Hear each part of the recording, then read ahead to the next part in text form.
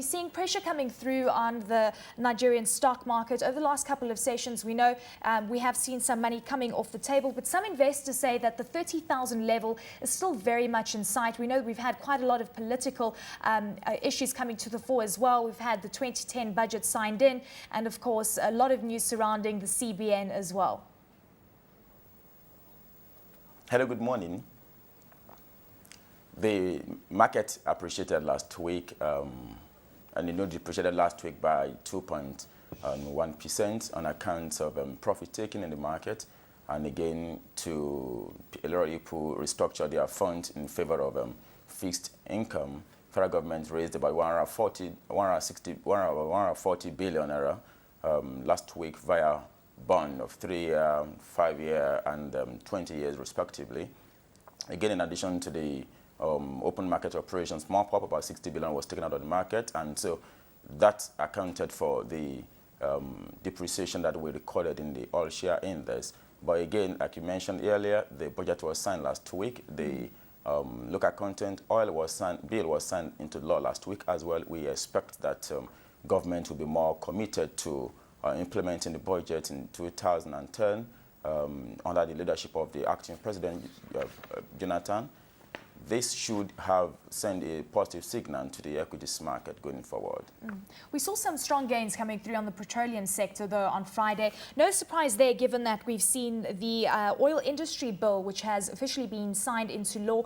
And we know that obviously the petroleum sector, the oil sector, is going to benefit quite significantly. When you look at the share prices of some of those petroleum companies, do you think that they've priced in most of the good news? Yes, but the bill that was signed into law last week, we actually benefits the companies that are actually operating in the upstream sector of the oil and gas industry. We have, for instance, the companies that are quoted that are actually active in the subsector, Oando and AP, with Oando having the largest share in that subsector. So we think that is going to improve their activity, is going to improve local participation, because the essence of the bill is actually to increase local participation in that industry. Build local capacities, is going to actually have a spillover effect on the insurance subsector, banking subsector.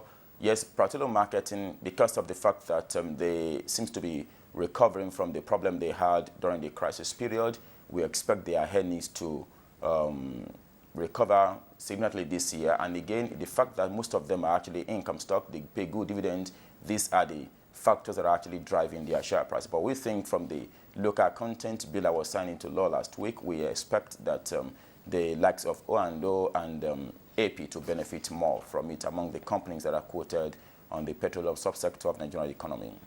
Turning our attention to the banking sector, we had Sky Bank out with results last week. We also saw some numbers from Zenith Bank, quite a few banks, in fact, coming out with some results. We've also been hearing that due to the banking crisis, of course, the Nigerian government has now been trying to create some kind of growth in the sector, and we know that it comes in the form of credit growth. We've seen a number of measures being introduced, the likes of monetary easing, of course, provision of subsidized credits and so forth.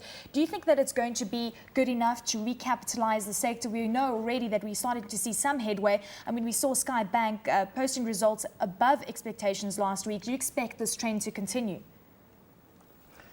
Yeah, the result that Sky Bank and a couple of other banks have released into the market did not catch us by unexpected. We actually expected them, because if you look at the huge provisioning that these banks made last year, when the central bank mandated them to release their result as at September 2009, you discover that we were not expecting something different from what they are reporting at the moment.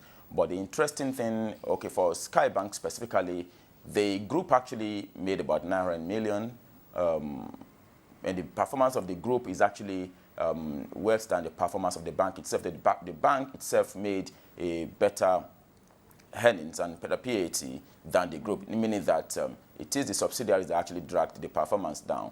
But going forward, if you look at the performance of the banks that have released Q1 result, we have Zenith Bank, we have GTB, we have First Bank, they show significant improvement over what they recorded at a full year.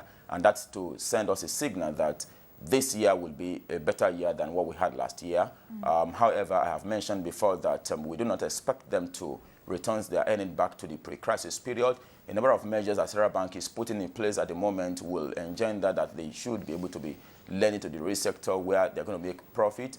The Central Bank, again, is actually going into helping them to restructure their exposure, their loans to real sector of the economy up to the tune of about 1 billion.